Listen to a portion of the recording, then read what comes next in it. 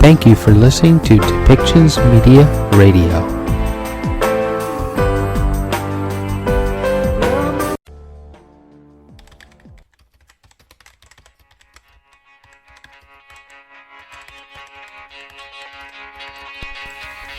Welcome to Policy and Rights, the show about government policy and human rights.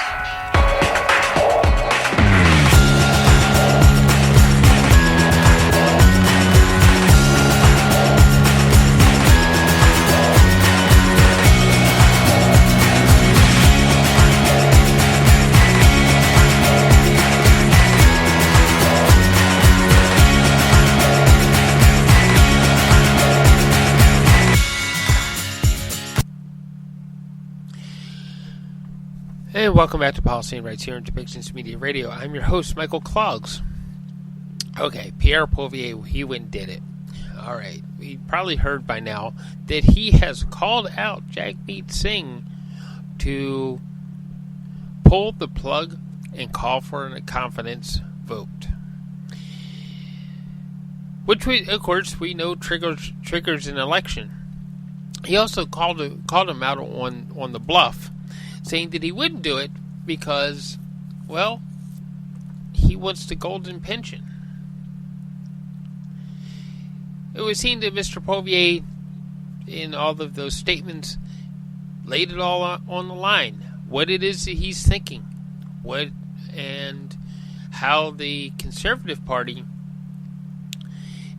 is going to use rhetoric to fix the problems. Because, okay, to be totally honest with you on this one, is like Justin Trudeau keeps coming up with new programs, but he doesn't have any continuous plan.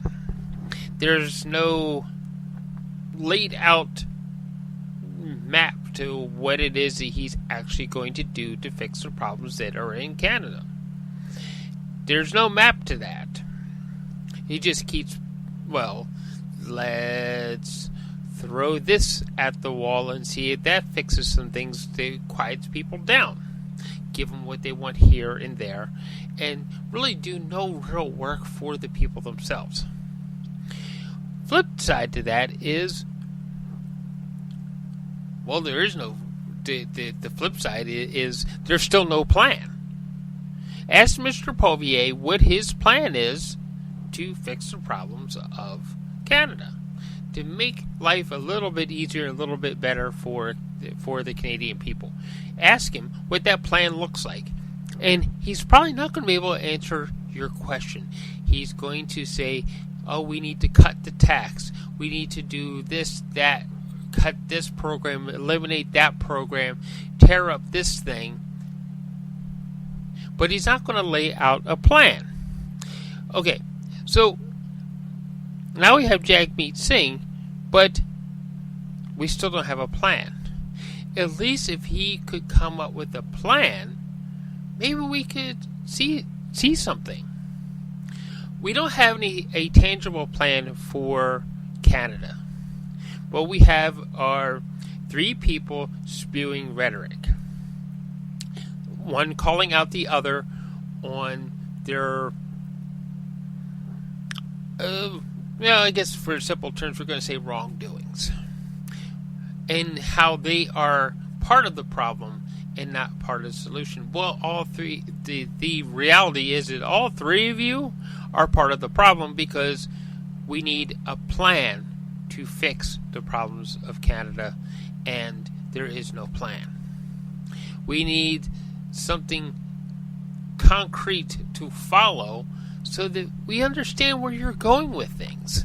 We just don't need $10 a day daycare to be thrown out there, in which case a $10 a day daycare, it eliminates any for-profit daycare that would be out there. You have to be a non-profit in order to qualify for the program. And they're trying to eliminate all the for-profit daycare programs that are out there. That doesn't seem fair either. It doesn't seem right. Hardworking entrepreneurs are now being put out of business because of a federal program. something's wrong there. At the same time, just simply cutting the taxes isn't going to, as Mr. Poilievre would say have it done, isn't simply going to make life more livable. We need more than that. We need to see the reverse of inflation. But, hey, why would we see the reverse of inflation when all three party leaders benefit from the inflation? If you remember, at one point during the pandemic, when everybody ran off and they were campaigning during the pandemic, did each one of them had a jet?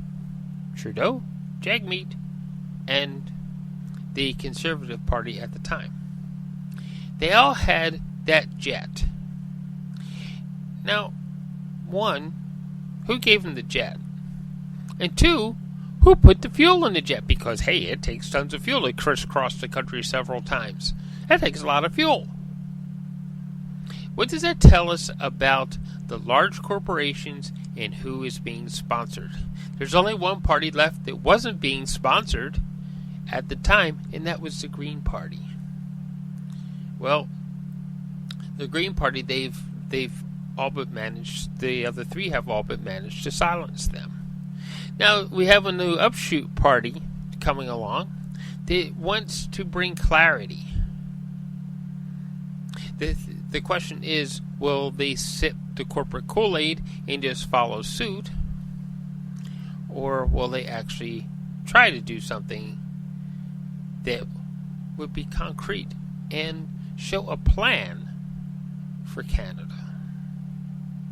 Okay, so enough of my ranting on about the lack of plan for Canada and the plan to solve problems in Canada.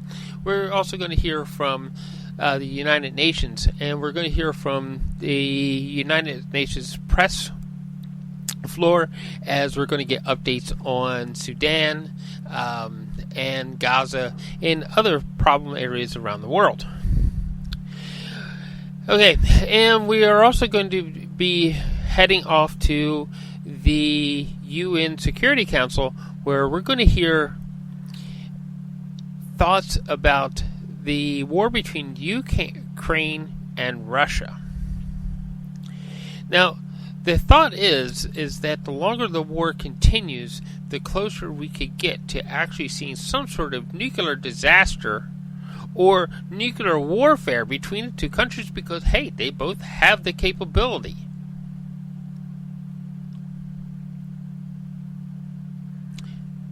Which one might use it? Or will they both use it?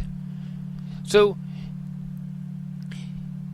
the war itself has to end soon before someone, Putin or Zelensky, decides that, hey, why not fire off a couple of nuclear weapons at the other guy?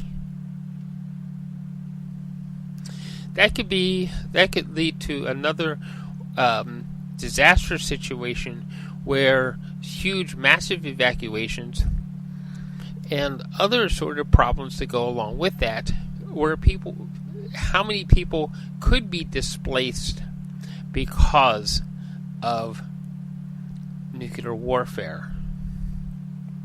It only takes a couple, and we have massive displacement in both countries. So we're going to hear more about that in one of the segments today. And we're going to start off with why don't we start off with what's happening in Sudan, South Sudan, Palestine, and other trouble areas as we go to the UN press room floor, and then we'll hear from Ukraine, about the war between Ukraine and Russia, and then we'll end with Mr. Poilievre as he calls out Jagmeet.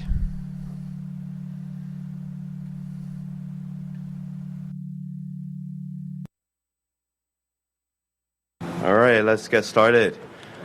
Good morning, and a warm welcome to everyone joining us today. I'm Wilson Miao, Member of Parliament from Richmond Centre. I'll be your MC for today's event, and it is my greatest pleasure to be here in North Vancouver for this important announcement. To start, I would like to acknowledge that we are gathered on the traditional, ancestral, and unceded territory of the Coast Salish peoples, including the Musqueam, Squamish, and Tsleil-Waututh nations. We thank them for sharing their land and their stewardship of these land. As a resident for Richmond, BC, I find great joy in appreciating the wonders of our beautiful British Columbia. Yet beneath this pleasant service lies a reality we must confront: the constant threat of earthquakes. With seismic activities a constant concern, it is imperative that we come together to understand, prepare, and respond effectively. With seismic activity today we gather to address the pressing issue of earthquake in our region and embark on a journey to bolster our resilience and safeguard our communities against seismic activities. So without further ado, let's get into the matter at hand. Please join me in welcoming the Honourable Jonathan Wilkinson, Canada Minister of Energy and Natural Resources, to deliver his remark. All right, thank you, Wilson. Bonjour tout le monde. Hello, everyone, and thank you for joining us here today. I also just want to begin by acknowledging that this event is taking place on the traditional, ancestral, and unceded territories of the Squamish, the Musqueam, and the Tsleil-Waututh First Nations.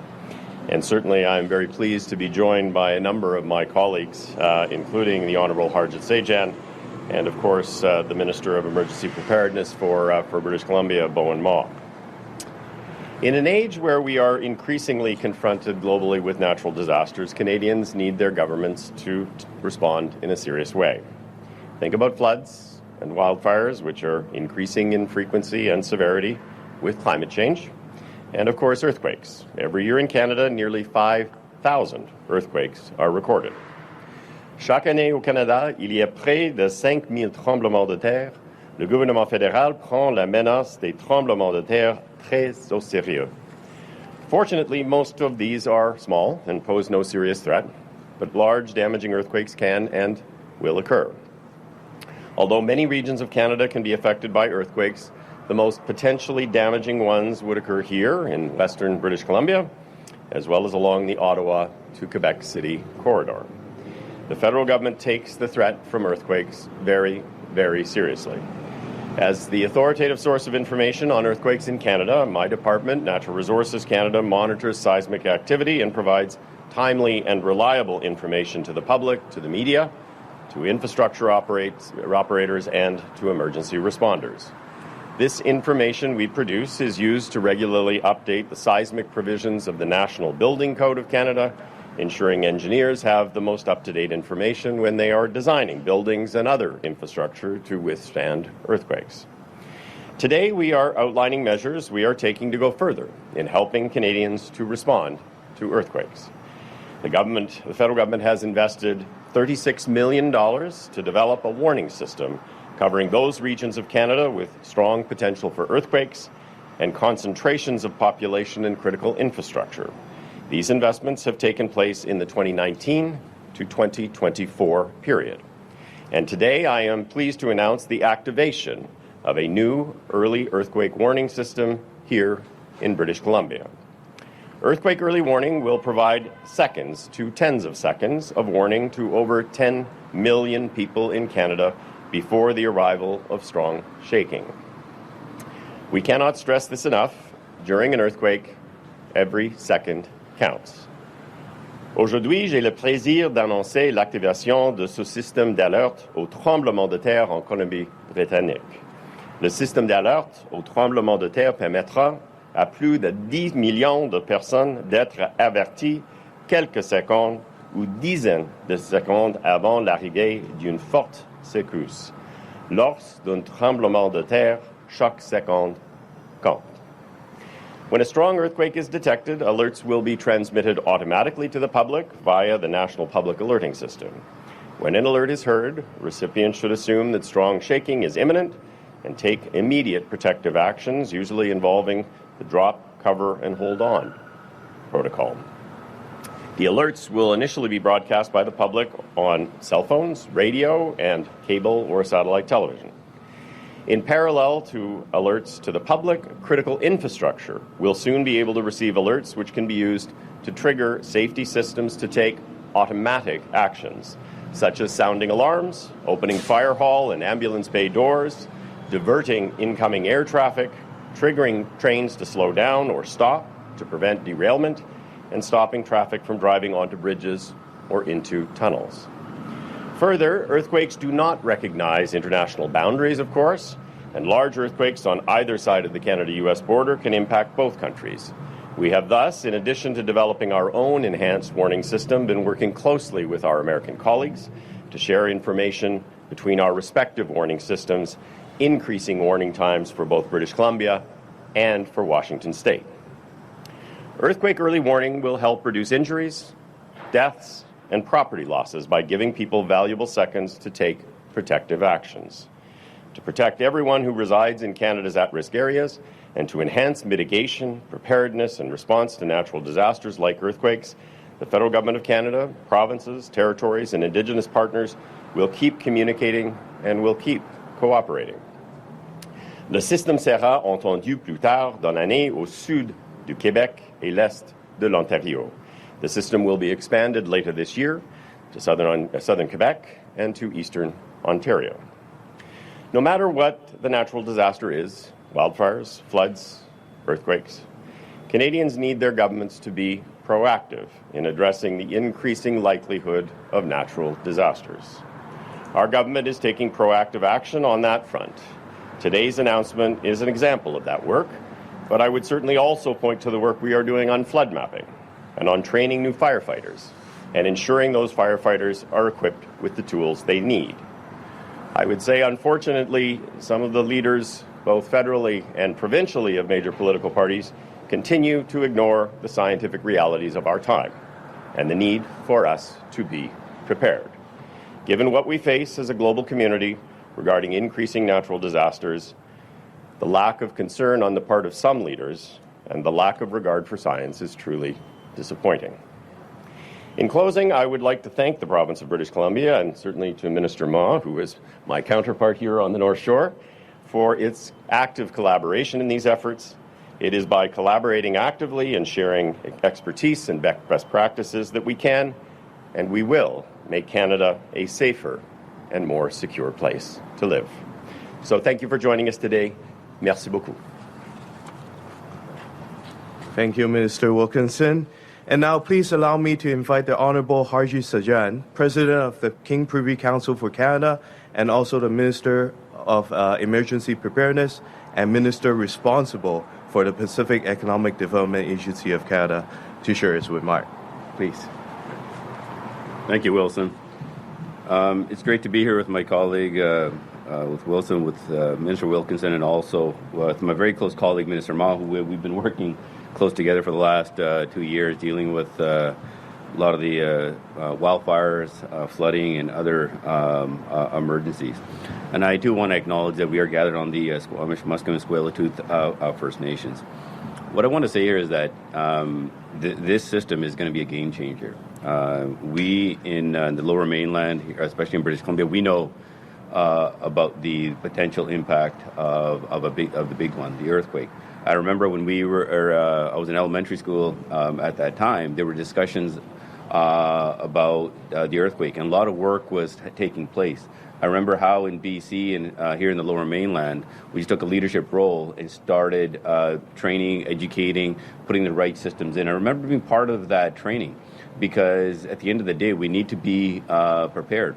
And I also remember at that time, initiative was taken very early on for the Lower Mainland to have its own heavy urban search and rescue team. It was only the first one of its kind. It's still activated today, Canada Task Force 1. And they've been training and doing amazing work. And sadly, at that time, when I was actually part of that team, the federal funding was cut from that team. At the time when Canadians were concerned about having a significant earthquake, the federal funding, or that Pierre Poilievre was actually part of that government, they cut that funding at that time, just to save a few bucks. What we need to do is making sure that we invest in our systems and making sure that we are prepared, making sure that Canadians are prepared so that we can save lives. And that's what today's announcement does today. We see day in, day out, our firefighters who are courageously going out fighting fires here, whether it's in structural fires here in urban areas or the wildfires that are taking place all across our province and across the country. We've seen the significant impacts of climate change, and we need to make sure that we have the right investments in place. And this system that we're talking about didn't just start. These discussions started a long time ago, that we need the right systems. It's not just about the response. We need to put the technology, the research in place. So there's a lot of work that has taken place. I want to acknowledge all the people who have been part of this, and now the implementation. I can assure you, this system is going to save lives. It's going to be part of a much wider system, and we're going to be doing more. One of my biggest concerns as Minister of Emergency Preparedness across this country is as we are dealing with, imagine, wildfires across the country, that we have a significant earthquake that happens at the same time. We need to make sure that we have the right information, the right data, and the right response capability. So that's what we as a government will continue to invest in. I'm happy to say that we have a very good partner in British Columbia, and especially with Minister Ma, working together to making sure that we have the right systems. And here in British Columbia, we can be a leader across the country on preparedness, prevention, and response as well. Thank you so much.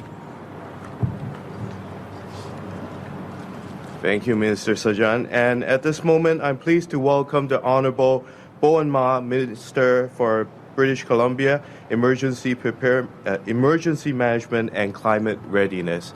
Welcome, Minister Ma. Thank you so much, and thank you so much for joining us here in our home community, of course, Minister Wilkinson and Minister Sajan as well, here in North Vancouver. My name is Bowen Ma, Minister of Emergency Management and Climate Readiness for the province of British Columbia. This is a day that I have been looking forward to for a long time. Many British Columbians may not know this, but they have already been benefiting from the protective benefits of this system here in British Columbia for the last several months. Now, when an earthquake of severe enough concern takes place, they will receive a broadcast intrusive alert sent directly to their cell phones through the radio broadcast and television broadcast to give them crucial seconds of warning, crucial seconds to tens of seconds of warning to make the decision to drop, cover, and hold, to make the decision not to get into that elevator, to allow eventually critical infrastructure owners to ensure that fire halls have their bay doors open in time for the earthquake. These crucial seconds might not sound like a lot right now, but they will mean life and death for many people during an extreme earthquake. Here in British Columbia, we have been doing our part in preparing for the potential eventuality of a severe earthquake. Seismologists have been warning us for decades that the big one is to come, and we all need to do our part. For the province, that means doing large-scale exercises like the one we held early in 2023, a large-scale exercise to validate our communication and response protocols across hundreds of organizations, hundreds of emergency partners in case of a catastrophic earthquake. It also means doing our part to make the investments that have to be made to upgrade transportation infrastructure, schools, hospitals, and all of our public infrastructure to modern-day seismic standards. It also means that for those of you at home, British Columbians in seismically at-risk areas, to have an emergency plan in place for you and your family, to have your emergency kits ready to go, to have a grab-and-go kit ready to go. What we have observed over the last many years is that emergencies are impacting British Columbians at a greater rate than ever before, largely driven by climate change. Now, earthquakes aren't exactly a climate change hazard, but in addition to all of the other climate-driven hazards, it means that British Columbians need to be more prepared than ever before.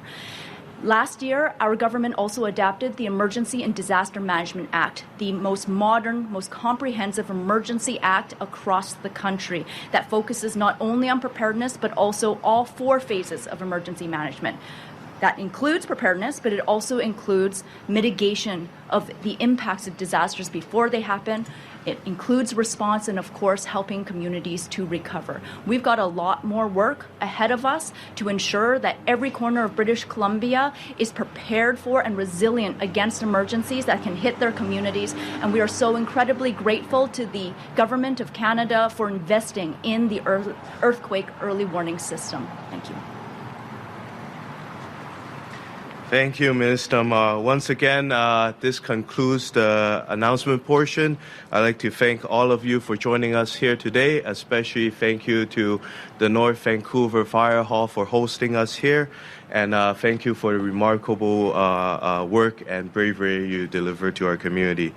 We'll now open for questions from the media. And I would like to welcome Joanna, Director of Communication of the Office of Minister Energy and Natural Resources, who will moderate the media availability. Hello everyone, I'm Joanna and I'll be the moderator for today's press conference. Bonjour tout le monde, je m'appelle Joanna et je suis la modératrice de la conférence de presse aujourd'hui. We're going to start with questions, one question, one follow-up from folks that are present here today, and then we will go to questions from the line. So, any questions from the floor?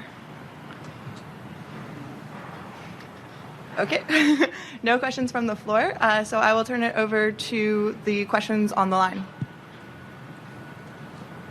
Thank you. Merci. We will now take questions from the telephone lines. So if you have a question, please press *1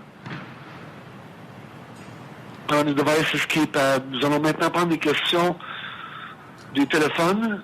Si vous avez une question, faites *1 sur votre appareil. There will be a brief pause while the participants register. Il y aura une courte pause pendant que les participants tassent *1. The first question is from Noto Sen from the Canadian Press. Please go ahead. Your line is open. Hi, I'm just curious, why did you decide to activate the warning earthquake system in BC first? And I wonder, which area in BC is most vulnerable to earthquakes? I get it here. I think the question was why BC first. Why BC first? So your question was not totally clear, but I think it was why is this happening first in British Columbia? Yeah. Correct. So essentially what we have done is looked at areas that were at the greatest risk of large-scale earthquakes that also contain significant concentrations of population and or critical infrastructure. The 2 areas that are most at risk are here in Western British Columbia and the corridor between Ottawa and Quebec City. And so we prioritized those areas for action in the short term. Today, we've announced that essentially the early warning system is up and running. It's been up and running now, as Minister Ma said, for a couple of months.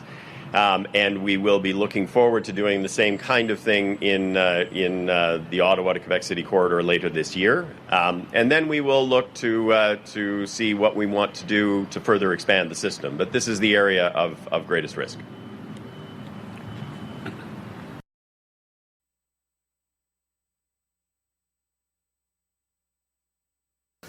All right, thank you for your patience. I have a few notes to share with you on other items. The Secretary General is in Dili in Timor-Leste today, where earlier today he met with Prime Minister Xanana Gusmao. In a joint press encounter, the Secretary General said Timor-Leste won the battle for independence and it won the battle for democracy, and that as Secretary General of the UN, he's proud that the UN stood by the people of Timor-Leste in their struggle for independence and in the consolidation of democracy. However, he added that the country now must win the battle for development and that the United Nations stands ready by the people to support them and the government in this effort. The Secretary General also visited the Timorese Resistance Archive and Museum where he saw an exhibit on the role of women in the resistance. He later took part in a panel discussions with both the Prime Minister, Ramos Horta, and the President Ramos Horta and the Prime Minister Xanana Gusmao.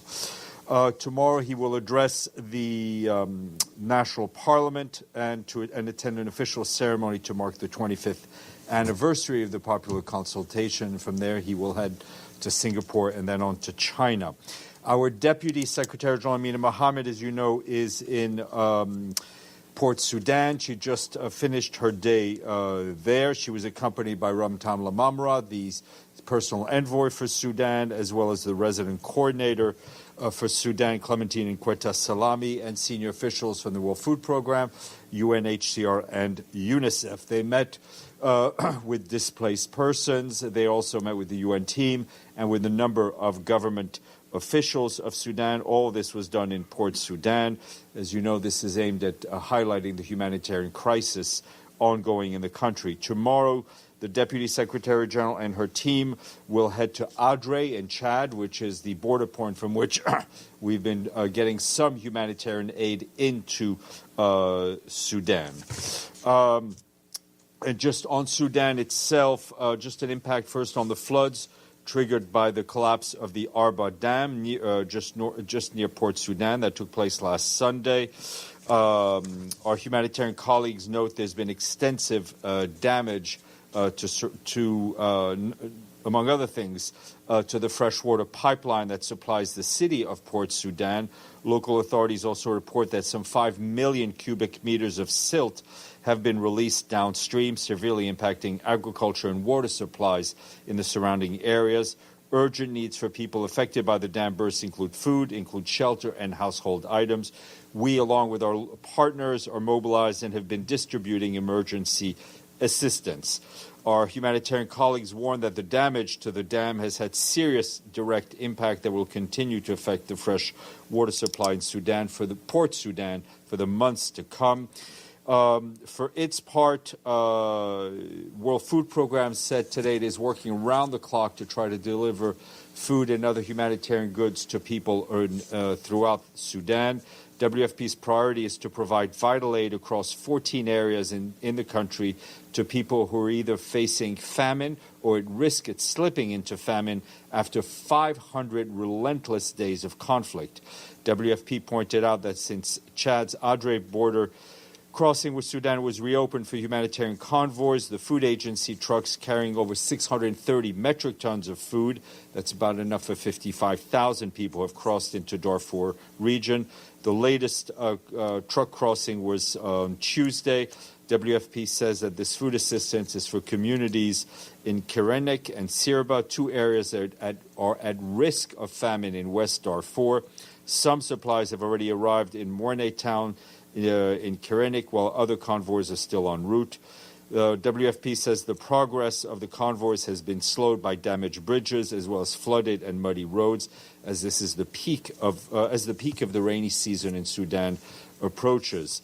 About trucks carrying about 11,134 metric tons of food, that's enough for about 280,000 people, crossed from Chad into Sudan's Darfur region via other border crossing.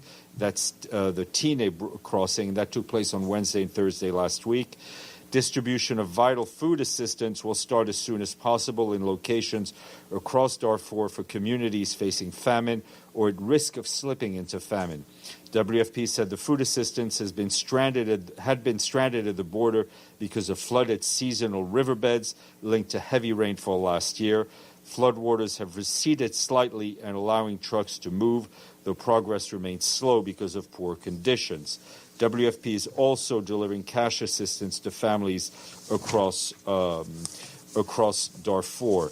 And just staying in the region, in South Sudan, our peacekeeping colleagues from the mission tell us that the significant rise in the water levels of the Nile has heightened the need for preparedness, especially in high-risk communities near rivers or swampland. Peacekeepers are helping state authorities to mitigate risk in the wake of extreme flood alerts issued for 5 counties in Jonglei. The UN mission visited Lankiem in Jonglei State along with humanitarian colleagues. to assess the impact of the flood and the preparedness operations. They also organized a 2-day workshop for community members in a village to help them identify elevated areas to serve as safe zones. The mission peacekeepers also navigated rising waters to evacuate stranded civilians in Kodok and Upper Nile State, while road access has been cut. Going back to the occupied Palestinian territory, and this time focusing on the West Bank. First, you will have seen last night we issued a statement on behalf of the Secretary General in which he said he was deeply concerned by the latest developments in that area, including the launch of large-scale military operations in Jenin, Tulkarm, and Tubas governorate by the Israeli security forces that involved airstrikes, which resulted in casualties and damage to civilian infrastructure. He strongly condemns the loss of lives, including that of children. The Secretary General said these dangerous developments are fueling an already explosive situation in the West Bank, further undermining the Palestinian Authority. He called for the immediate cessation of these operations. Today, our humanitarian colleagues warned that deadly warfare tactics that seem to exceed international standards for law enforcement are still occurring in the north. The governorates of Jenin, Tulkarm, and Tubas, the number of fatalities, according to what OCHA is receiving, is 15 people in less than 2 days, with many others injured.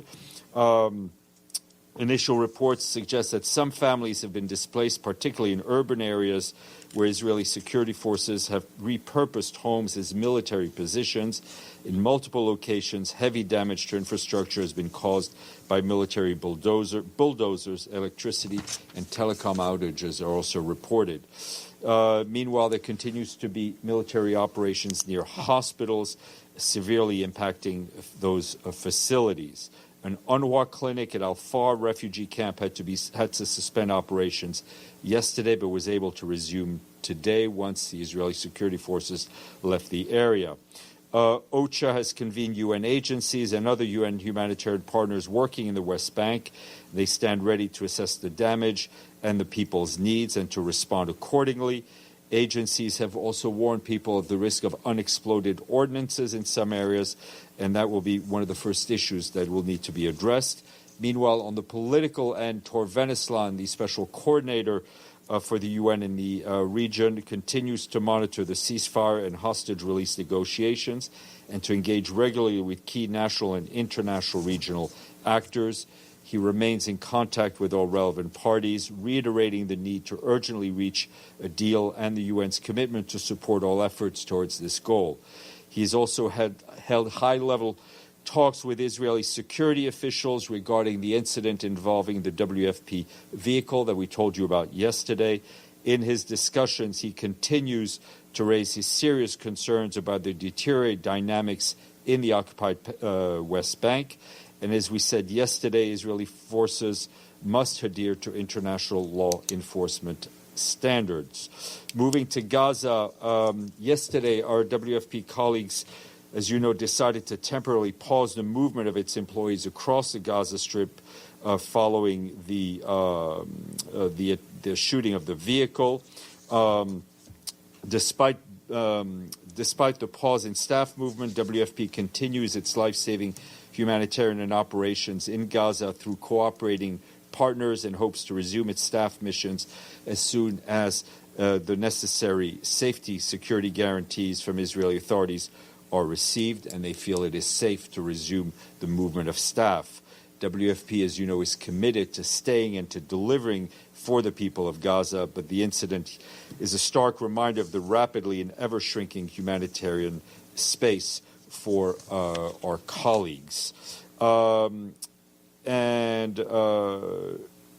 just OCHA is mentioning in Gaza, is telling us in Gaza that Israeli authorities announced that displaced people could return to specific areas in Deir al-Balah. This is the first time where return is officially allowed to an evacuated area.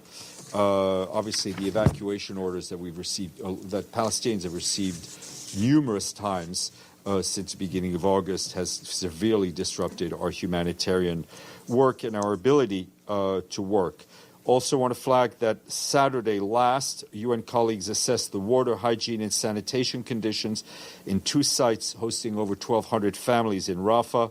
People there are struggling with drinking water as no trucking is currently available. They report skin diseases being the main morbidity among women and children, with no treatment available when they go to medical points. Also, those residing in the areas near on the beach in Mawasi have had seawater flooding their tents. And just to flag, as you know, this afternoon the Security Council will meet to hear a humanitarian briefing on the area. Joyce Masuya will brief on behalf of OCHA, and Dr. Mike Ryan will also brief on behalf of WHO. I've been asked about the situation in Yemen and the Sunyon oil tanker, and I can tell you that we are encouraged by reports that the salvage operations for the tanker can proceed with tugboats and rescue ships to access the incident areas. This is a necessary step considering the grave risk posed by the fires reported above that tanker, which, is, I remind you, carries 150,000 tons of crude oil, and it remains anchored in waters in the Red Sea, and the crew had been evacuated. We commend the ongoing concerted efforts of the international community, including through the work of our special envoy for Yemen, Hans Grunberg, and his engagement to secure the immediate access to the vessel and avert an environmental catastrophe. Once again, we say that Security Council Resolution 2722 and 2739 must be fully respected in their entirety, and we particularly call on the Houthis to immediately cease attacks against all merchant and commercial ships in the Red Sea. Turning to Ukraine, our OCHA colleagues tell us that attacks in the region of Dnipro, Donetsk, and Kharkiv continued yesterday. Local authorities report dozens of casualties, as well as severe damage to homes and civilian infrastructure. Local authorities in the Donetsk region in the east of the country have declared an emergency evacuation as the situation around the town of Pokrovsk becomes increasingly dire due to the continuing fighting. Our humanitarian colleagues say that some 40,000 residents remain in the town. Banks will remain operational until the end of the week, after which only several ATMs will be available.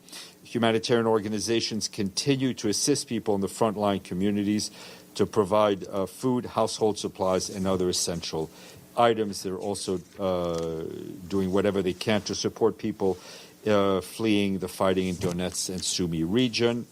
The DRC, our peacekeeping mission there, says that one of their long-range patrols came under fire yesterday by members of the Codeco armed groups. This happened in Bali, which is the northeast of Jugu in the Ituri province of the Democratic Republic of Congo. Peacekeepers repelled the attack, forcing militia members to withdraw. However, we are sad to report that one peacekeeper was wounded.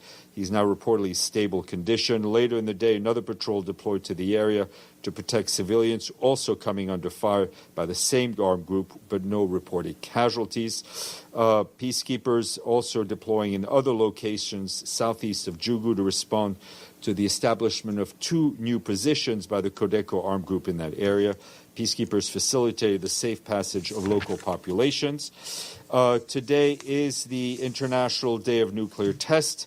The UN aims, as you know, to reduce and eventually eliminate nuclear weapons, but until then, the International Day is a chance to remember the legacy and destruction left behind by nuclear tests and to speak up to end this practice once and for all.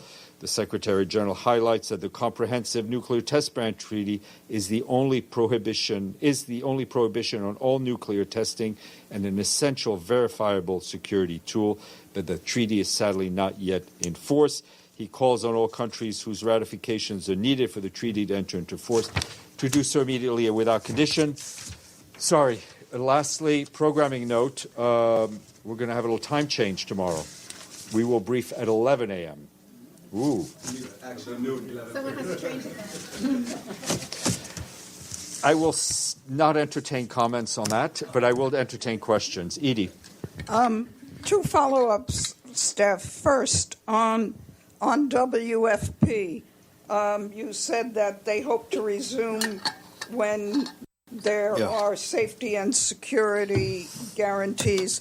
can you tell us what kind of talks are taking place to try and get those guarantees, and at what level? Well, as I mentioned, Tor Venesland met with senior Israeli security officials to discuss the issue.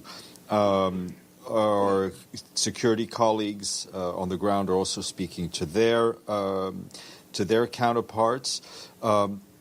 As with everything that we do in Gaza, assessments are made on a daily basis, and as soon as WFP feels it's comfortable enough to do so, they will return to moving staff around. And a second follow-up on Yemen. You said that the UN is encouraged by reports that that salvage operations may start.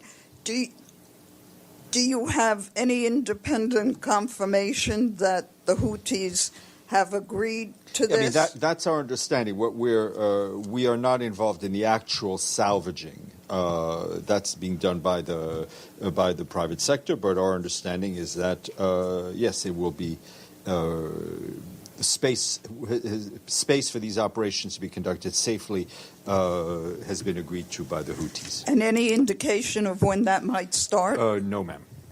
Benno. Thank you. Also, follow up to WFP. So you said we know WFP is kind of replacing their actions through partners. I think you said basically. How able is WFP to do their work right now in comparison with like 3 or 4 days ago? I mean, night and day, I would say. I mean, if you can't move staff around, you can't move the convoys around, it's hampering. Obviously, they work. WFP, like many UN agencies, work with local partners, so they're supporting them remotely, getting information. But to do the work properly, we need to be able to move staff around. Wait, you just said when you can't move staff around, you can't move convoys around. So WFP is not. They're not. WFP vehicles and staff are not moving in Gaza currently. Right. They are working with their local partners to do whatever they can remotely, but a lot of the food that WFP receives then is distributed to local community kitchens and local NGOs. And that is still done by other partners now?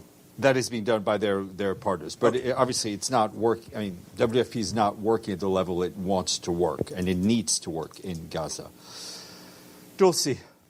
How is Amina Mohammed going to get to the Adre crossing? She is flying from Addis Ababa to Chad. Okay, and then she's entering Sudan from the crossing? As far as I know, she is not entering. She was in Port Sudan. She flew back to Addis Ababa, is overnighting in Addis Ababa, and then flying down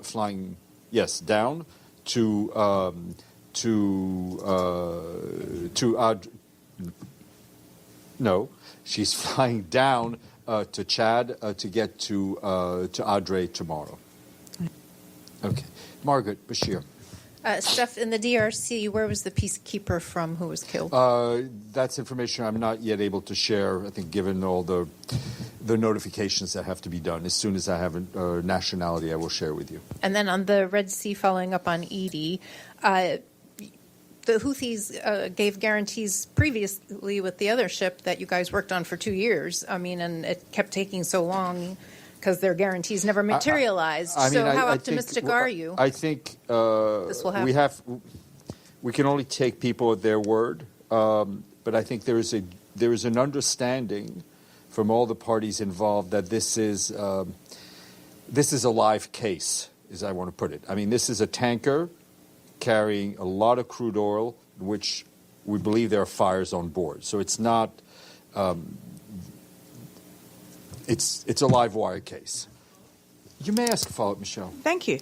On that note, you mentioned Hans Grunberg's involvement in helping get this agreement. He spoke to the Iranians, I presume, because they are the ones who put out the statement yesterday. I don't have any confirmation of his contacts with any Iranians. I do know he has spoken to Ansar Allah people. Okay, I think we've all been in this room long enough. No, it's been on for quite a while, but not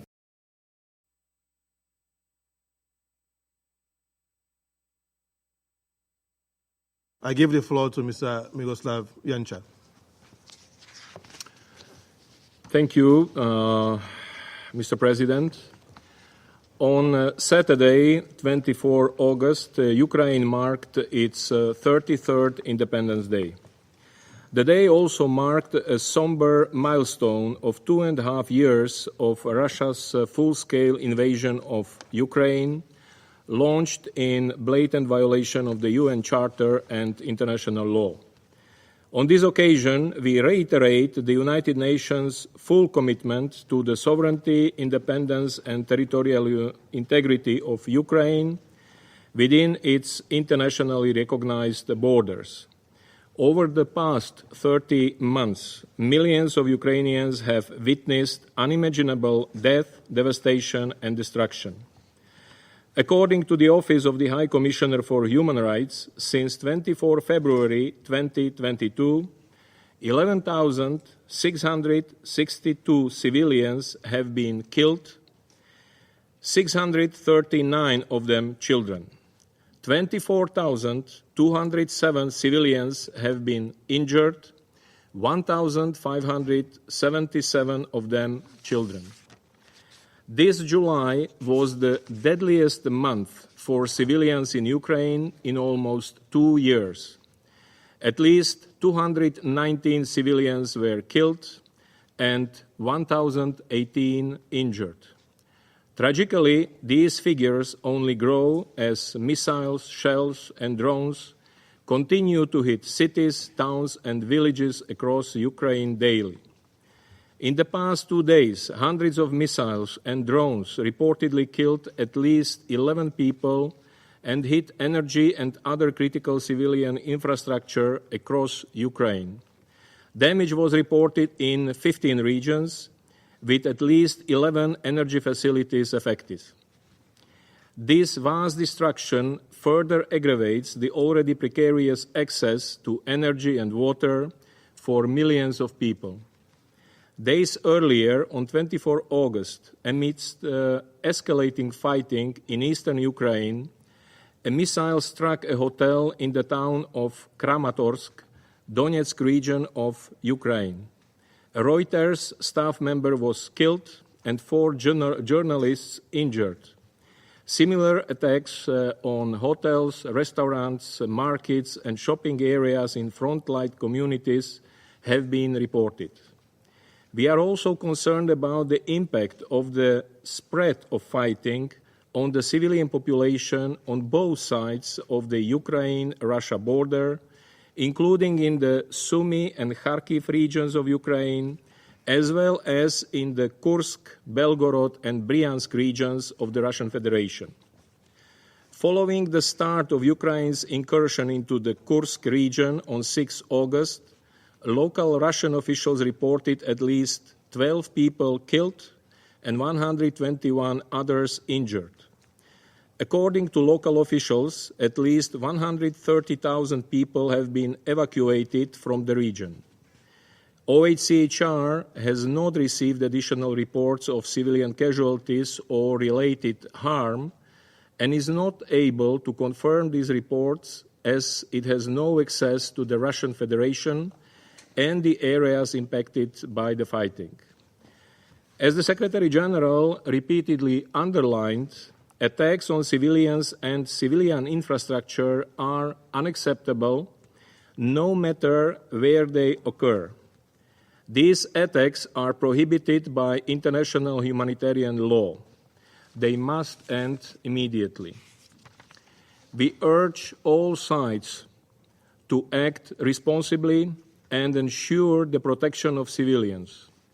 Mr. President, we are alarmed regarding reported incidents around the nuclear facilities in Ukraine and Russia.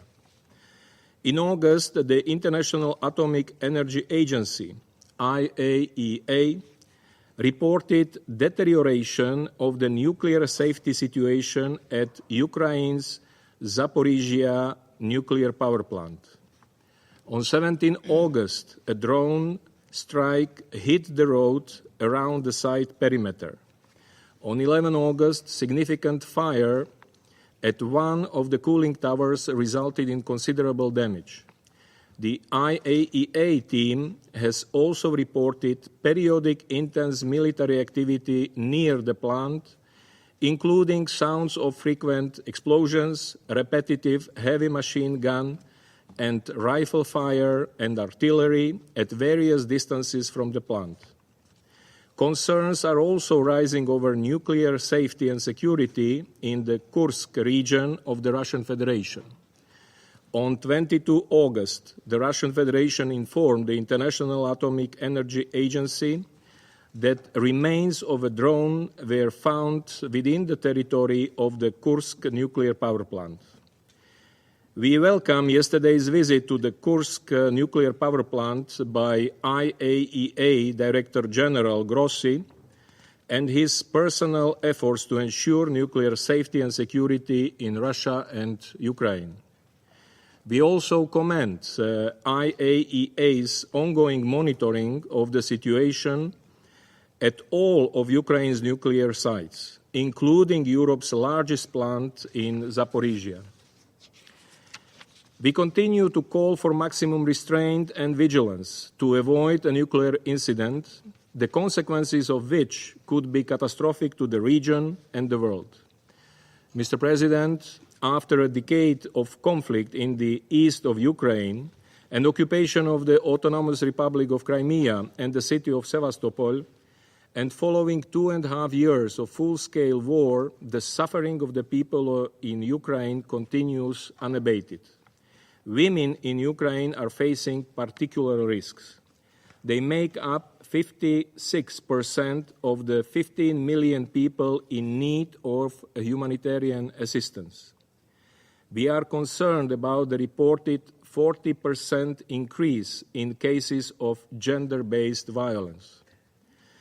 In frontline areas, particularly in the east and south of Ukraine, entire villages and towns have been either partially or completely devastated.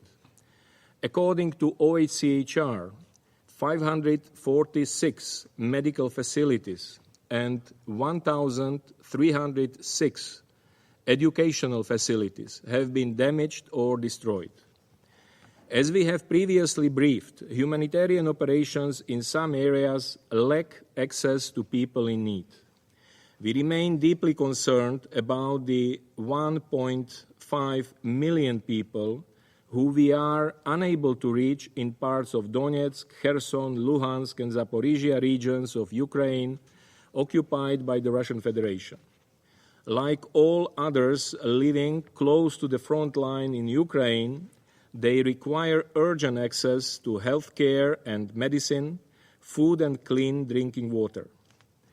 In accordance with international humanitarian law, it is imperative that impartial humanitarian relief be facilitated for all civilians in need. The hostilities have displaced millions of Ukrainian people who continue to need our support. Nearly 3.7 million people have been internally displaced within Ukraine. More than 6.6 million Ukrainian refugees have been recorded globally. This year, together with our partners, the United Nations aims to reach 8.5 million people with life-saving assistance, including through its winter response plan. So far, donors have provided 41% of the $3.1 billion required under the Humanitarian Needs and Response Plan. We thank them for their generous contributions. However, the already dire humanitarian situation is expected to worsen as hostilities show no signs of abating and the winter approaches. Mr. President, we welcome the recent exchanges of prisoners of war facilitated by the United Arab Emirates and other actors. We encourage the sides to step up these efforts to bring all prisoners of war home. However, we express serious concern about the treatment of prisoners of war held by the Russian Federation. The United Nations Human Rights Monitoring Mission in Ukraine has reported that prisoners of war were subjected to prolonged and routine torture, dire conditions of internment, and repeated sexual violence. Prisoners of war must be treated in accordance with international humanitarian law. Mr. President, we cannot allow the horrific devastation of this war to become normalized. Now, more than ever, it is critical for us to speak with one voice to ensure protection of civilians and to step up our urgent efforts towards peace. Next month, the world leaders will gather for the Summit of the Future to forge new international consensus on how we deliver a better present and safeguard the future. We hope that this summit will help enhance global collaboration at a time when it is most urgently needed. And we hope that these efforts will also bring us closer to laying the foundations for a just, lasting and comprehensive peace in Ukraine in line with the UN Charter, international law and the resolutions of the General Assembly. The United Nations remains ready to support any meaningful efforts to this end. Thank you.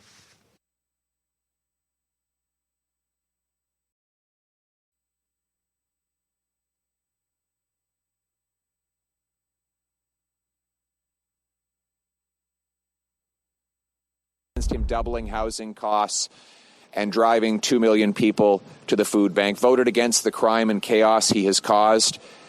All the PMO staffers called you and the media and said there would be heads rolling, that they would fire ministers. They called the Globe and Mail and said incompetent and discredited Chrystia Freeland would lose her job to Mark Carney, or at least to someone who knew how to work a calculator.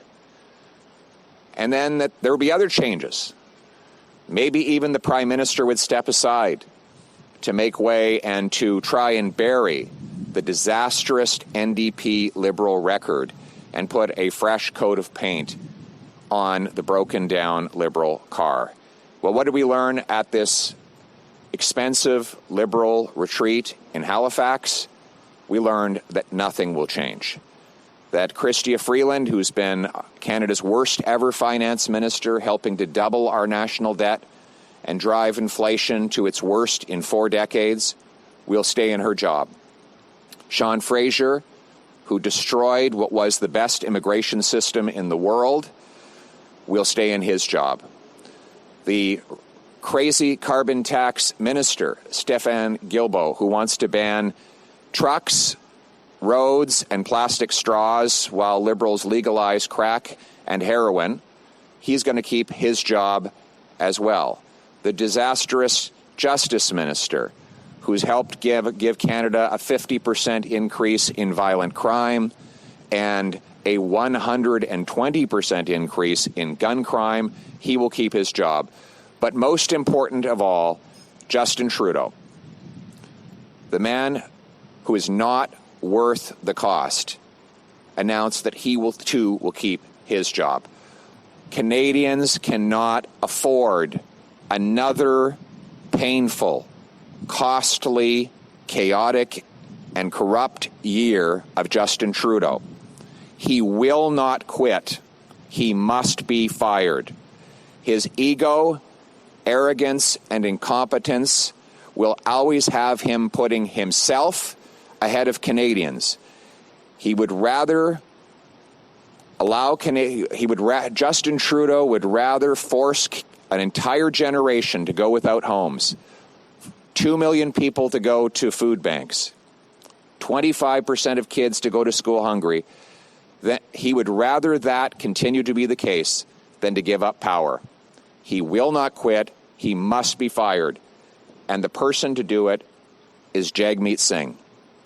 Singh sold out workers to sign on to this costly coalition. He has voted to hike the carbon tax to 61 cents a litre, for policies to double housing costs, and to tax food. Now, why did he do it? He told us that if he became part of the government, he'd bring down food prices. That was one of his promises. Did he succeed?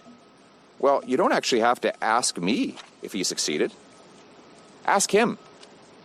This is what he said about food prices last week. When you go into the grocery store and you're buying your groceries, you're spending more than ever before, and you're leaving with less than ever before. Again, that is after 2 years of Jagmeet Singh joining the Liberal government. So what's clear is that Singh did not join to bring down grocery prices or housing costs, both of which have skyrocketed since he joined this coalition. He joined to keep Trudeau in power so that he could get his pension. Jagmeet Singh is trying to delay the election until after February of next year so that he can qualify for a $2.2 million taxpayer-funded pension. That's why Canadians are calling him Sell Out Singh. My message to Sell Out Singh is this: put the people ahead of your pension.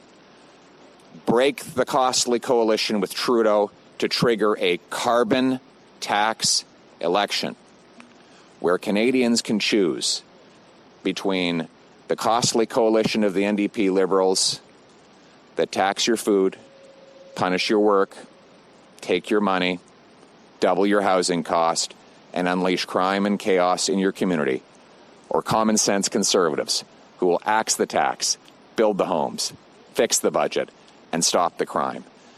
Axe the tax, build the homes, fix the budget, stop the crime to bring it home for our country. We'll bring home lower prices by getting rid of the carbon tax, which will not only lower the cost for farmers and truckers to bring us food or for Canadians to heat their homes or gas their cars, but will unleash $25 billion more of GDP every single year, according to Finance Department publications from this Liberal government. We'll enact a bring-it-home tax cut to make our taxes simpler, lower, and fairer. The goal is to bring home more powerful paychecks and production to this country. We'll get rid of the government gatekeepers to allow us to produce our clean Canadian natural gas, our vital minerals, our oil, our forestry products, and to bring home production to this country. We'll get rid of the gatekeepers by allowing our brilliant immigrants to take a Blue Seal exam and get working in their professions so we have more doctors and nurses. We will get rid of the government gatekeepers to build the homes. We will require local municipalities speed up permits, free up land, and cut development taxes as a condition of getting federal funds to build 15% more homes per year. We'll sell off 6,000 federal buildings and thousands of acres of federal land to build. We'll cut taxes on home building. We'll back the trades because we need the boots and not suits in order to build those homes. We will build those homes in safe neighborhoods with jail and not bail for repeat violent offenders, with treatment, not decriminalized and subsidized hard drugs, and by securing our borders to keep criminals, terrorists, drugs, and guns out while we bring. And at the same time, we will ensure that our stolen cars do not leave our ports as they do right now. We will get that money by canceling the ridiculous gun grab and respecting the rights of our law-abiding, licensed, trained, and tested hunters and sports shooters. We will also secure our borders to make sure that never again do accused ISIS terrorists get into our country and become citizens of Canada, even after the existence of a video apparently showing that same terrorist mutilating a human body on a crucifix during the ISIS war of over a decade ago. These are the kinds of disastrous mistakes, radical approaches of the Liberal government that must end so that we can replace their costly incompetence with our common sense. And the result will be a country where hard work again earns a powerful paycheck and pension that buys affordable food, gas, and homes in safe neighborhoods under a proud Canadian flag in the country we know and love, Canada. Let's bring it home. Binding arbitration to resolve the rail strikes, and would you use such orders to resolve strikes in key sectors? Well, I wouldn't have had to do that in this case. The reason that we have these strikes is because of inflation. We had last year the largest number of days lost to strike since 1986. What do we have in 1986? Inflation. Inflation leads to strikes because workers and unions have to fight to get back what they lost in purchasing power. Well, how did the inflation happen? The government doubled the debt. Justin Trudeau printed $700 billion of cash. He increased the money supply by 40%, while the real economy grew by 4%. When you add money 10 times faster than you add the stuff that money buys, then you get inflation. And that screws over workers because they live off wages. If you're a billionaire, like the people Trudeau vacations with, then you don't have to worry about inflation because your assets are inflation-proof or even inflation-positive. You get richer. It's a transfer of wealth from the have-nots to the have-yachts. And you know what? It's ironic. It's all done with Jagmeet Singh's support. He can huff and puff all he wants, but he supported the inflationary policies that destroyed the wages of working-class people, and he supports what Justin Trudeau did on the rail strike. Do you know how we know? Do you know how we know that? Do you know how we know that? No. Do you know how we know that Jagmeet supports it? Because he's still in a coalition with them. And if Jagmeet didn't support it, he would respond to my letter this afternoon and say he's pulling out of the costly coalition and he's going to vote to bring down Trudeau and cause a carbon tax election. And that's what I'm calling for him to do today. Jagmeet Singh, stop selling out the workers. Stop being sellout Singh. Put the people ahead of your pension. Vote for a carbon tax election now.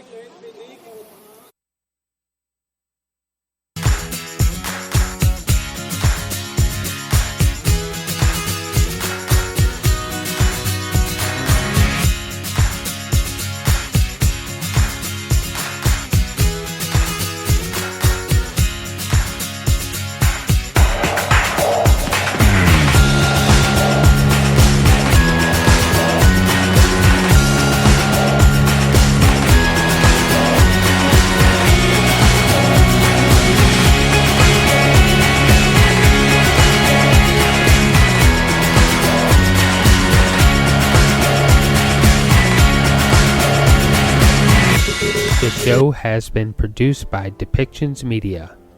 Please contact us at depictions.media for more information.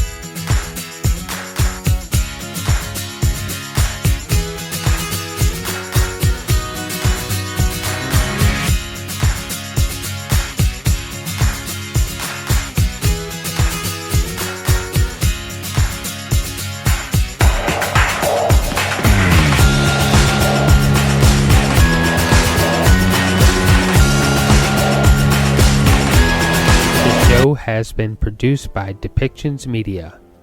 Please contact us at depictions.media for more information.